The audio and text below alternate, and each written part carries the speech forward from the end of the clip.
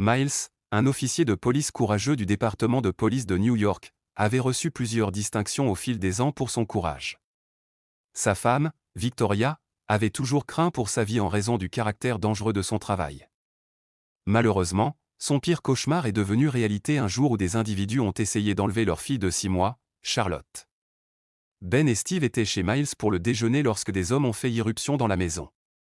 L'un des voyous a tiré sur Miles alors qu'il essayait de les arrêter. L'homme a saigné et est mort avant d'arriver à l'hôpital. Après la mort de Miles, Victoria et leur fils Eden ont reçu des avantages dans le cadre du programme d'indemnisation pour les officiers tombés au champ d'honneur.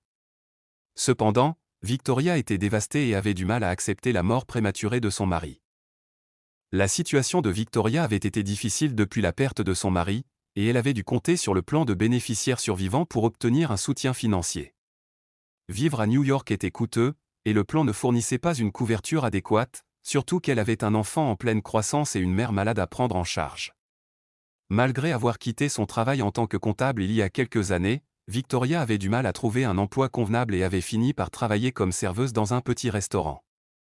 Ses maigres revenus ne couvraient à peine ses dépenses chaque mois. Un jour, alors que Ben et ses collègues déjeunaient dans le restaurant où travaillait Victoria, ils ont été accueillis par elle. Ben a été surpris et ravi de la revoir, mais il ne pouvait pas s'empêcher de remarquer sa situation difficile. Il a demandé si tout allait bien à la maison, et Victoria s'est ouverte sur ses difficultés financières.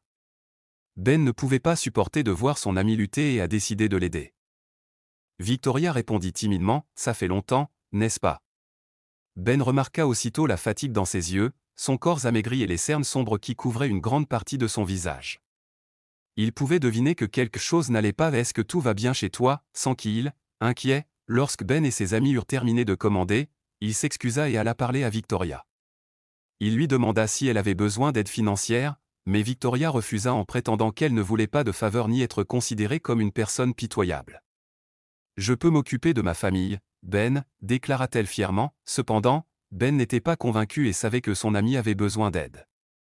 Il réfléchit à un plan pour aider Victoria sans la faire sentir humiliée ou redevable. Le lendemain, Ben rendit visite à Victoria au restaurant et lui offrit un poste dans son entreprise. Il expliqua qu'ils étaient en train de s'agrandir et avaient besoin de quelqu'un avec ses compétences en comptabilité. Victoria hésita d'abord, mais Ben l'assura qu'elle méritait ce poste et que ce n'était pas une faveur. Victoria était reconnaissante pour cette opportunité et commença à travailler dans l'entreprise la semaine suivante. Le travail payait bien et lui offrit la stabilité financière dont elle avait besoin pour prendre soin de sa famille.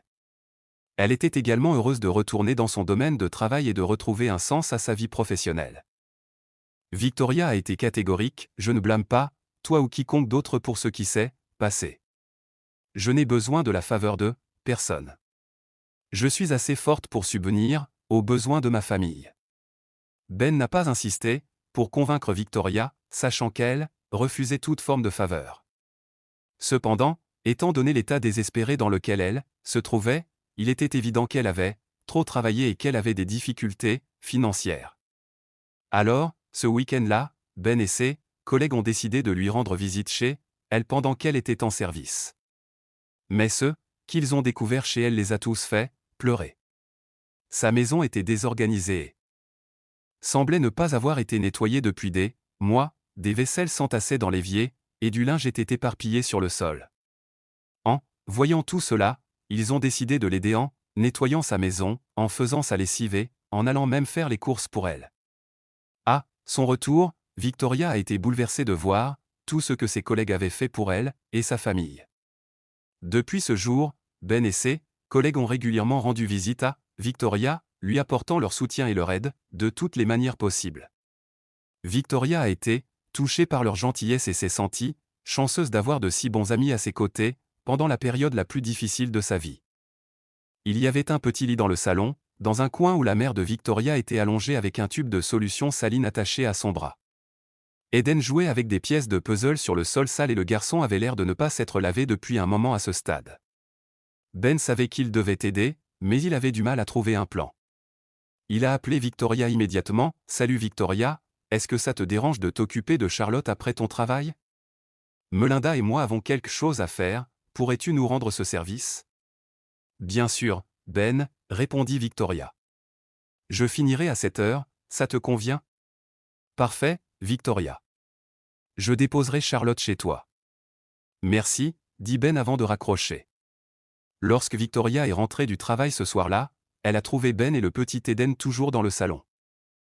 Victoria a reçu de l'aide pour les tâches ménagères et le nettoyage de sa maison. De plus, pendant la semaine, Ben et ses amis passaient occasionnellement au restaurant où elle travaillait et laissaient de grosses astuces. La condition de Victoria s'est peu à peu améliorée, elle a commencé à se stresser moins au travail et a bientôt été promue grâce aux pourboires considérables qu'elle recevait. Même à la maison, Melinda et les autres officiers venaient souvent chez elle pour l'aider avec les tâches ménagères. Un dimanche, Victoria et Melinda étaient occupées à préparer le déjeuner pour eux. Eden s'est précipité vers Ben en courant et a demandé d'une voix agitée « Es-tu l'un de nos parents, officier ?» Pas vraiment, Eden, a répondu Ben en soulevant le garçon dans ses bras, mais je suis comme de la famille pour vous. Et les officiers qui ont aidé maman et Granny, a demandé Eden. Eh bien, je vais te dire un secret, Eden, mais tu dois promettre de ne pas le répéter, a dit Ben. Je promets, a répondu Eden. Tu peux me faire confiance. Je connais les secrets de certains de mes amis. D'accord, Eden, a continué Ben. Le secret, c'est que d'autres officiers et moi-même aidons ta mère à préserver sa dignité. Mais si nous le lui disions, elle serait contrariée. Tu ne veux pas la voir contrariée, n'est-ce pas? La dignité, a demandé Eden, perplexe. C'est quoi, ça? Eh bien, tu sais, quand tu seras plus grand, il y aura des moments où tes amis. Les amis peuvent parfois refuser de l'aide parce qu'ils se sentent gênés. Dans ces moments-là, il faut trouver une astuce pour les aider sans qu'ils se sentent mal à l'aise. Ah, je vois. Alors, qu'est-ce que tu vas recevoir en échange si tu préserves sa dignité, demanda Eden. Eh bien, dans certains cas, tu auras l'occasion de parler à une belle amie. C'est vraiment cool, non, répondit Ben en riant. Oncle Ben, puisque tu m'as partagé un secret, je vais t'en dire un aussi. Tu sais, la semaine dernière, j'ai pris des biscuits dans la cuisine sans en parler à maman. Ne lui dis rien, d'accord, dit Eden en souriant. Je ne dirai rien, répondit Ben. Mais ne le refais pas, d'accord, ajouta-t-il. Eden sourit et acquiesça. Si vous avez aimé la vidéo, n'hésitez pas à mettre un pouce levé et à la partager avec quelqu'un qui pourrait la trouver intéressante. Merci de regarder et à bientôt dans la prochaine vidéo.